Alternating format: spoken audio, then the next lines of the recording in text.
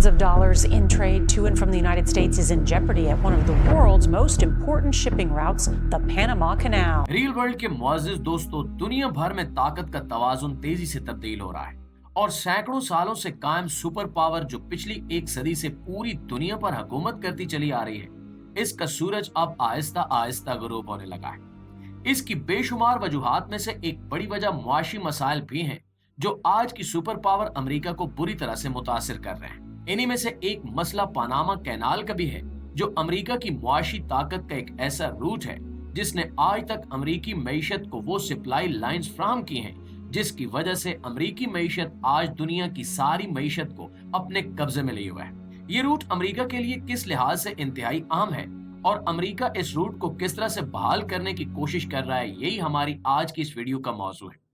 इसके साथ साथ हम आपको ये भी बताएंगे कि अमेरिका पनामा कैनाल से किस तरह के फवायद हासिल करता रहा है और इसकी तारीख में पनामा कैनाल का क्या किरदार रहा है। पनामा कैनाल अमेरिकी मईशत की कैसी लाइफ लाइन है जिसकी वजह से अमेरिका बुरी तरह मुतासिर हो रहा है और अमेरिका के मुख्तलिफ लोगों के कारोबार भी दांव पर लग रहे हैं। तो आइए आज के मौजू का आगाज करते हैं। प्यारे साथियों, आज से तकरीबन 150 साल पहले फ्रांस में तैनात एक निहायत माहिर डिप्लोमेट फ्रेडिनेंड डी लेप्लास वो आदमी था जिसने सुएज कैनाल के प्रोजेक्ट को मुकम्मल करके रेड सी और मेडिटेरेनियन सी को आपस में मिला दिया था। इससे पहले जहाजों को यूरोप से एशिया आने के लिए पूरे बरआज़म अफ्रीका का चक्कर काट कर आना पड़ता था, लेकिन सुएज कैनाल के मुकम्मल होने के बाद ये रूट बहुत छोटा हो गया और आलमी तिजारत में बेहद तेजी आ गई। सामान को एक जगह से दूसरी जगह पहुंचाने का खर्च भी कम हो गया और लोगों को रोजगार के मौके भी हासिल हुए। सुएज कैनाल के प्रोजेक्ट को मुकम्मल करने के बाद फ्रेडिनेंड के जहन में एक और आइडिया आया। उस जमाने में शुमाली अमेरिका यानी आज के यूएसए के मगरबी साहिलों से चलने वाले बहरी जहाज मशरकी साहिलों तक पहुंचने के लिए एक बड़ा लंबा चक्कर काटते थे, जिसके लिए इन्हें पूरे जनूबी अमेरिका को क्रॉस करके शुमाली अमेरिका के मशरकी साहिलों पर आना होता था। ये पूरा रूट 20,000 किलोमीटर तवील था, जिसके दौरान समुद्री तूफान और दीगर समुद्री खतरात भी मौजूद रहा करते थे।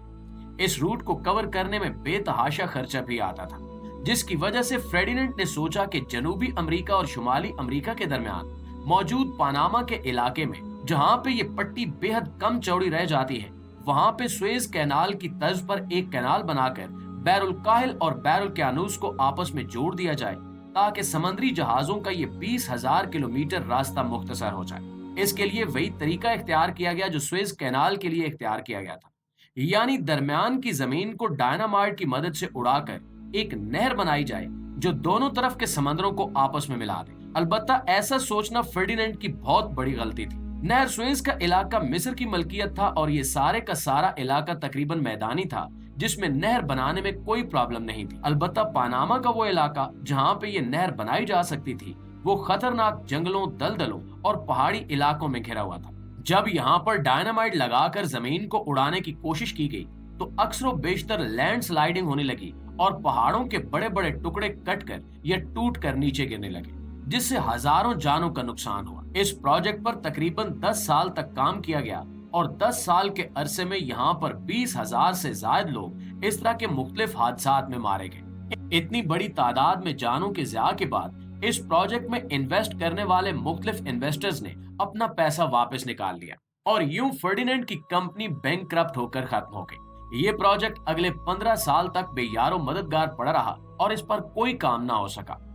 वक्त गुजरता गया और 1903 में पनामा ने अमेरिकी मदद से कोलंबिया से आजादी हासिल कर ली और इसके बदले में अमेरिका ने पनामा कैनाल और इसके आसपास का इलाका पनामा के मुल्क से 100 साल की लीज पर हासिल कर लिया। अगले ही साल यानी 1904 में अमेरिकी इंजीनियर्स ने यहाँ पर काम शुरू कर दिया, लेकिन इनकी टेक्निक अलग थी। इस इलाके की सतह ऊपर से काट कर किसी हद तक कम कर दी, यानी पहाड़ों को काट कर किसी हद तक मैदानी इलाका बनाने की कोशिश की गई। इसके बाद इस पनामा कैनाल के तजवीज करदा रूट के दोनों तरफ मौजूद बड़ी कुदरती झीलों को इस्तेमाल किया गया और यहाँ पर बड़ी बड़ी कंक्रीट की दीवारें बनाकर एक मसनूई नहर बनाई गई, जिसमें पानी को मुख्तलिफ प्रेशर वाल्व्स के जरिए कम या ज्यादा किया जा सकता था। यूं इसके दोनों आखिरी हिस्से समंदर में मिला दिए गए और जहाजों को यहाँ से गुजरने का यही तरीका इख्तियार किया गया, यानी दोनों तरफ के समंदरों की तरफ का कैनाल का इलाका समंदर के साथ मिलाया गया اور جب جہاز اس حصے میں داخل ہوتا ہے تو دیوار کے ذریعے پچھلا حصہ بند کر کے اس حصے میں پانی کی سطح کو پریشر والوز کے ذریعے بلند کر دیا جاتا ہے، جس سے جہاز اونچا اٹھ جاتا ہے۔ اس کے بعد جب یہ جہاز اگلے حصے میں داخل ہوتا ہے تو اسی طرح سے پچھلے حصے کا کنیکشن ختم کر کے ایک دیوار بنا دی جاتی ہے اور اگلے حصے میں پانی کی سطح کو کم یا زیادہ کر کے جہاز کو باری باری اگلے حصے میں موو کروایا جاتا ہے۔ یہ پروجیکٹ انجینئرنگ کا ایک بے حد حسین اور حیران کر دینے والا شاہکار تھا، جس کو بروئے کار لانے میں امریکی انجینئرز نے اپنی ساری صلاحیتیں صرف کر دی۔ پاناما کینال بننے کے بعد امریکی معیشت میں بے حد تیزی آئی اور 15 اپریل 1914 میں اس کینال کے افتتاح کے بعد سے اب تک یہ روٹ سمندری جہازوں کے لیے ایک نعمت ثابت ہوا ہے۔ امریکہ کے مغربی ساحلوں سے مشرقی ساحلوں پر آنے والے جہازوں اور یہاں سے واپس جانے والے جہازوں کے لیے 20,000 کلومیٹر طویل یہ سفر گھٹ کر محض چند ہزار کلومیٹر کا رہ گیا۔ اس کی وجہ سے نہ صرف جہازوں کے فیول کی بے حد بچت ہوئی بلکہ سامان کی تیز رفتار ترسیل بھی ممکن ہوئی، جس کی وجہ سے امریکی معیشت دن بدن پھلتی پھولتی چلی گئی۔ ناظرین گرامی، جیسا کہ پوری دنیا میں ماحولیاتی آلودگی کے باعث موسم بدل رہے ہیں، اس کی زد میں پاناما کا یہ ملک بھی آ گیا ہے۔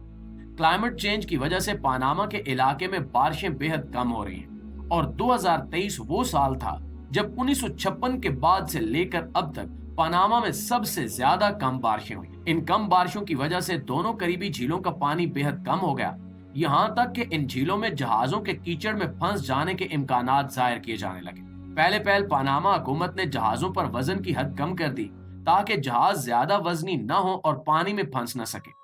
اس کے بعد پاناما حکومت نے پاناما کینال سے گزرنے والے جہازوں پر پابندی لگا دی کہ ایک دن میں یہاں سے زیادہ 32 جہاز ہی گزر سکتے ہیں۔ اس کی وجہ سے پاناما کینال کے دونوں طرف پاناما کینال سے گزرنے والے جہازوں کی ایک لمبی قطار کھڑی ہو گئی، جو اب بھی اسی طرح سے موجود ہے، اور یہ تمام جہاز اپنی اپنی باری کا انتظار کر رہے ہیں۔ اس سے پہلے یہاں سے ایک سال میں اوسطاً 12 سے 15 ہزار جہاز گزرتے رہے۔ اس کی ایک بڑی وجہ یہ ہے کہ ہر جہاز کو گزارنے کے لیے پانی کو اونچا اور نیچا کرنے کا جو سسٹم استعمال کیا جاتا ہے، اس میں پانی بے حد ضائع ہو جاتا ہے اور یہ ضائع ہونے والا پانی سمندر میں شامل ہو جاتا ہے، جسے دوبارہ استعمال نہیں کیا جا سکتا۔ اس مسئلے کے حل کے لیے پاناما حکومت ان دونوں جھیلوں کے قریب ایک ڈیم بنانے پر غور کر رہی ہے، جس کا پانی انڈر گراؤنڈ ٹنلز کے ذریعے ان دونوں جھیلوں کو سپلائی کیا جائے گا تاکہ پاناما کینال کے آپریشنز ایسے ہی جاری رہ سکے۔ اس کی ایک بڑی وجہ یہ بھی ہے کہ پاناما کی حکومت یہاں سے گزرنے والے جہازوں سے جو راہداری ٹیکس وصول کرتی ہے، وہ پاناما کی حکومت کی ٹوٹل معیشت کا 10% بنتا ہے۔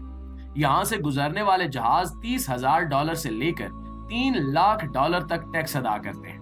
آپ اسے اندازہ کر سکتے ہیں کہ یہ کینال پاناما کی معیشت کا ایک لازمی جزو ہے۔ اس کے ساتھ ساتھ یہ سمندری راہداری امریکہ کی معیشت کے لیے بھی شہرک کی حیثیت رکھتی ہے۔ پاناما کینال کے خشک ہونے کا یہ خطرہ ابھی بھی موجود ہے، کیونکہ یہ ڈیم جس کا ذکر کیا گیا ہے ابھی تک کاغذوں اور ڈسکشن میں ہی ہے، اور اگر اس پر کام شروع کر بھی دیا جائے تو اس کو مکمل کرنے کے لیے کم از کم 3 سے 5 سال کا عرصہ درکار ہوگا۔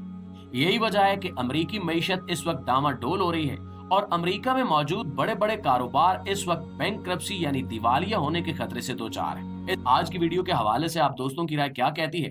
کمنٹ سیکشن میں ہمیں ضرور بتائیے گا۔ انشاءاللہ آپ سے ملاقات ہوتی ہے اگلی ویڈیو میں، تب تک اپنا ڈھیر سارا خیال رکھیے گا۔ اللہ نگہبان۔